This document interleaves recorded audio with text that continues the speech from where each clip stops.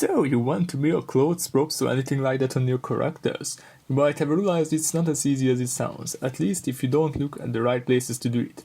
Fear not, my friends, here comes this mini blender burger tutorial to solve this problem.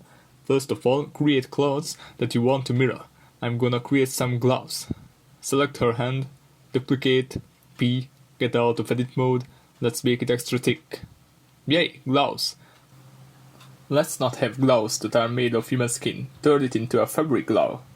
They are done. Here comes the tricky part. So if you are a beginner at character creation and rigging, you might think the best thing to do is to copy this glove and you just do S-1 on x-axis. Wrong.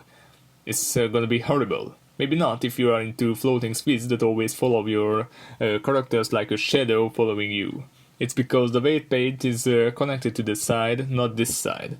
Too bad when we have like 100,000 vertex groups to mirror one by one. So we will use a super easy modifier to solve this. Come here, click up to the top and we're done. Because it's above the armature modifier, it will mirror all your vertex groups. Nice procedural way to create symmetric clothing. What about her boots, you ask? Good question. This time I didn't turn her skin into gloves, I actually gave her new boots as a gift like a normal person would do it to his virtual girlfriend. I mean, yes, pretty normal to be. Okay, let's see. Because I actually modeled the boots separately and only weight painted the relevant bones, it's not working, unlike for the gloves. See? This is why I don't like to give normal gifts to her. So what should we do?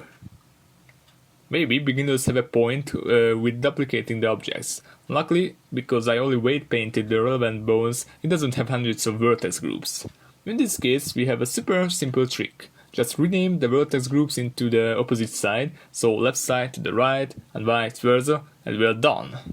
If you are wondering why I don't use the mirror vertex groups option like I showed you in the beginning of the video, it's because it's only working if you have empty vertex groups for the other side prepared, which is slow and useless in most cases, so this is the super fun way to do it instead. And now she's pretty good, armature is working pretty good, ready to animate. That's it, happy rigging guys! Make sure to leave a like if you found this interesting, but the most important thing is if you dare to subscribe, turn on notifications with the bell icon so you will always get notified of my newest tutorials and animations. Also, you can donate on CG Trader until I make a Patreon or something by getting some of my premium models. See you guys, CG Crafted out!